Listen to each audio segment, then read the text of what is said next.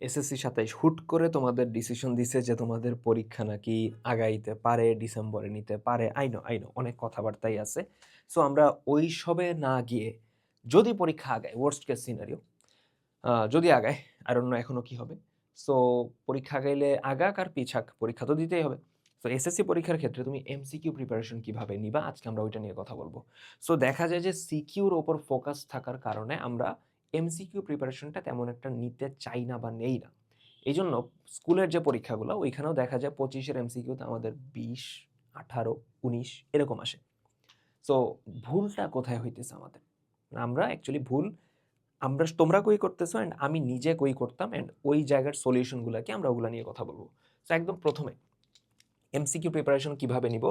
শুধুমাত্র এসএসসি ২৭ এর জন্য না, এটা যেকোনো এসএসসি ব্যাচের ক্ষেত্রেই খাটবে। বাট যেহেতু ২৭ সামনে আছো, ২৬ এর পরীক্ষা ৪-৫ টা দিন পরেই হবে। সো আমরা মেইনলি ২৭ কে টার্গেট করে কথা বলতেছি। ১ম কথা, এমসিকিউ সলভ করার ক্ষেত্রে তোমরা যেই ঝামেলাটা করো ফার্স্টে বইয়ের শুরুর দিকে দেখবা কিছু থিওরিটিক্যাল কথাবার্তা আছে। বইয়ের শুরুর দিকের কিছু থিওরিটিক্যাল কথাবার্তা আছে, কিছু ব্যাখ্যা, কিছু বর্ণনা, ওই জিনিসপত্রগুলো আমরা পড়ি না। এখন কথা হলো ওই জিনিসপত্রগুলো তুমি পড়ো নাই, বাট তুমি যার ক্লাস করছো সে যদি ক্লাসে পড়ায় দেয় তাহলে কিন্তু ভালো, তাহলে সমস্যা নেই, তোমার বই না পড়লেও হইল। বাট তাও আমি মানে সাজেস্ট করব যে বই পড়ো, বেশি বেশি বইয়ের শুরুর দিকের জিনিসপত্রগুলো একটু দাগায় দাগায় পড়ো। সো ওই থিওরিটিক্যাল জিনিসপত্র তুমি যখন পড়লা, প্লাস তুমি কিছু শর্টকাট শিখবা এমসিকিউ সলভ করার জন্য, যেটা দেখা গেছে আমার ক্লাসগুলোতে আমি টুকটাক সলভ করাই। ক্যালকুলেটর হ্যাক্স রিলেটেড জিনিসপত্র আছে।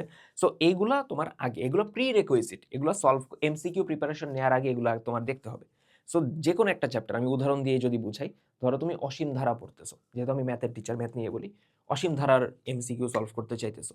সো ফার্স্টে চ্যাপ্টারটা ভালো মতো পড়ার পর চ্যাপ্টারের সূত্র থেকে শুরু করে এভরিথিং তুমি দেখলা। দেন শর্টকাট অ্যান্ড থিওরির কাজ যদি শেষ হয়, দেন আমরা যাব হলো বোর্ড এমসিকিউতে। মাথায় রাখবা তোমার ভালো করার ওয়ে, সবচেয়ে মোক্ষম ওয়ে হলো বোর্ড এমসিকিউ সলভ করা। অ্যান্ড বোর্ড এমসিকিউ যখন সলভ করার কথা বলি, তোমরা বলো যে ভাই কয় বছরের সলভ করব। তুমি যদি ২৭-এর পরীক্ষার্থী হও, তাহলে তুমি ২৬-এর প্রশ্ন পাবা। ২৬-এর পরীক্ষা কিছুদিন পর হবে। সো তারপর তো ওদের প্রশ্নটা পেয়ে যাবা, তাই না, বোর্ড কোয়েশ্চেনটা।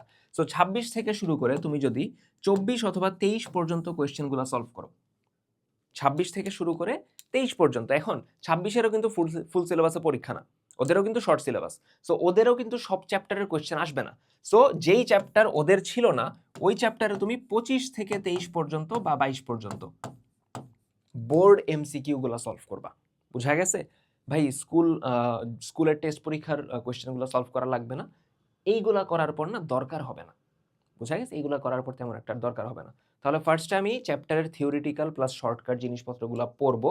পড়ার পর দেন আমি বোর্ড এমসিকিউ সলভ করব। এখন আসো, সলভ তো সবাই করে, তোমরা ঝামেলা যেই জায়গায় পাকাও, এমসিকিউ পড়লা, সলভ করলা, কিন্তু হলে যেয়ে তুমি পারতেছো না। অর মে আই সে যে তুমি টাইমের মধ্যে পারতেছো না। হলে যেয়ে তুমি পরীক্ষা দিতেছো, তোমার ২৫টা এমসিকিউর মধ্যে ১৮ থেকে ২০টা ট্রাই করার পর, স্পেশালি ম্যাথে বা ফিজিক্সে তোমার টাইম শেষ হয়ে যায়। তোমার হাতে টাইম থাকে না। কারণ কি? কারণ পরীক্ষার হলে একটা টাইম রেস্ট্রিকশন থাকে, ২৫ মিনিট বা ৩০ মিনিট। যেই রেস্ট্রিকশনটা তোমার বাসায় সলভ করার সময় ছিল না। তুমি বাসায় যখন সলভ করো, ধরো তুমি অসীম ধারার ১০০টা এমসিকিউ সলভ করছো, ১০০টা ১০০টা এমসিকিউ সলভ করতে তোমার কতক্ষণ টাইম লাগছে, এটা কি কখনো ভাবছো? এটা কি ভাবছো কখনো, বা এটা কি একটু চেক করছো? সো যেই কাজটা করবা, এমসিকিউ সলভ করবা টাইমার লাগায়। এই জিনিসটা আমি করতাম অ্যাডমিশন টাইমে, এইচএসসির পরের অ্যাডমিশন টাইমে। সো যে কাজটা আমি করতাম, যদি ১০০টা এমসিকিউ সলভ করি, ধরো আমি বইটা খুলছি, test paper, guide, what ever, বই খোলার পর দেখছি যে এই চ্যাপ্টারে ৫০টা এমসিকিউ আছে। সো ৫০টা এমসিকিউর জন্য আমি ৫০ মিনিটের টাইমার সেট করতাম। প্রতি এমসিকিউ ১ মিনিট, চাইলে আরেকটু কমায়ও নিতে পারো, ৫০ সেকেন্ড, ৫৫ সেকেন্ড ধরে একটা টাইমার সেট করলা। দেন এমসিকিউ সলভ করবা। তোমার ব্রেইনে ব্যাক অফ দ্য মাইন্ডে আমার এই আর্জেন্সিটা চলতে থাকবে যে টাইম শেষ হয়ে গেল, টাইম শেষ হয়ে গেল। এই স্টিমুলেশনটা ক্রিয়েট করাইতে হবে, যেটা তোমরা প্রথম ক্রিয়েট করো বা প্রথম ফেস করা হলো পরীক্ষার হলে যায়। পরীক্ষার হলে যাওয়ার আগে বাসায় বসেই আমার যেন এই এনভায়রনমেন্টটা, স্টিমুলেশনটাও ক্রিয়েট হয় যে আচ্ছা টাইম চলে যাইতেছে, টাইম চলে যাইতেছে। তো এতে দেখা যাবে কি, টাইম চলে যাইতেছে, এটার কারণে যে প্যানিকটা তুমি করতে আগে পরীক্ষার হলে, ওটা আর করবা না।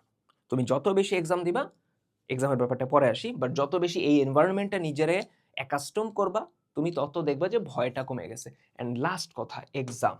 এক্সাম দাও। ভাই এই চ্যাপ্টারটা ভালো মতো পড়া শেষ হয় নাই, এক্সাম দে। এক্সাম দাও। যেই চ্যাপ্টার মনে হয় ভাই এটা মনে হয় আরেকটু পড়ে এক্সাম দিলে ভালো হবে না। আমাদের এই একটা ভুল আছে, আমরা ভাবি দিব আরেকটু ভালো মতো পড়ে নেই। না, যদ্দূর পড়ছো পড়ছো, এক্সামটা দাও। এক্সাম দিলে ফিগার আউট করতে পারবা। বুঝো, এক্সাম দিলে ফিগার আউট করতে পারবা যে ভুল কোথায় হয়েছে। সো যত বেশি পারো এক্সাম দাও, এক্সামের মার্কগুলারে দেখো কত পাইছো, গ্র্যাজুয়ালি ইমপ্রুভমেন্ট হইতেছে কিনা। একটা এক্সামে এমসিকিউ এক্সামে 25-এ 16 পাইলা, প্যারা নাই। পরেরটাই কি 17 পাইছো, তারপরেরটাই কি 18 পাইছো, এই জিনিসগুলো একটু চেক করো। সো ফার্স্টে থিওরি অ্যান্ড শর্টকাট পড়বো, দেন বোর্ড এমসিকিউ সলভ করবো 3 থেকে 4 বছরের, দেন ওইটা সলভ করবো আমরা হলো কি টাইমার লাগে ফোনে বা ঘড়িতে টাইমার সেট করে, দেন সলভ করবো এমসিকিউ, দেন আমরা বেশি বেশি এক্সাম দিব। কই দিব? দরকার হলে যে কোনো অফলাইন প্ল্যাটফর্মে দিতে পারো। লাস্ট টাইমে মেজরিটি অফলাইন প্ল্যাটফর্ম সানরাইজ সহ এক্সাম নেয়, অথবা চাইলে অনলাইন এক্সাম দিতে পারো, চাইলে আমাদের কিউজি টেস্টে এক্সাম দিতে পারো। বলতেছিলাম কেটে গেছিল, ওটা হলো যে অফলাইনে যে কোনো জায়গায় এক্সাম দিতে পারো, অনলাইনে এক্সাম দিতে পারো, কি আমাদের কিউজি টেস্টে এক্সাম দিতে পারো। আর যে চ্যাপ্টারটা তোমার মনে হইতেছে যে একটু পড়া লাগবে ভাই, আমি একটু ঝামেলায় আছি, ওই চ্যাপ্টারটায় তুমি দরকার হলে আমাদের চ্যানেলে ঢুকবা, চ্যানেলে ঢুকার পর প্লে লিস্টে ঢুকবা, যে দেখবা আমরা প্রত্যেকটার প্লে লিস্ট মোটামুটি রেডি করে ফেলছি। কেমিস্ট্রির প্লে লিস্ট আমাদের আশিক ভাই দিতেছে, এর তো হায়ার মেথডটা আমি এখানে 4টা ভিডিও দিয়ে দিছি অলরেডি। সো এখানে একটা ক্লাসের মধ্যে ওয়ান শট টাইপের তোমার প্রত্যেকটা জিনিস একদম এমসিকিউ সিকিউ থেকে শুরু করে, ধরো এটার ক্ষেত্রে এই রে।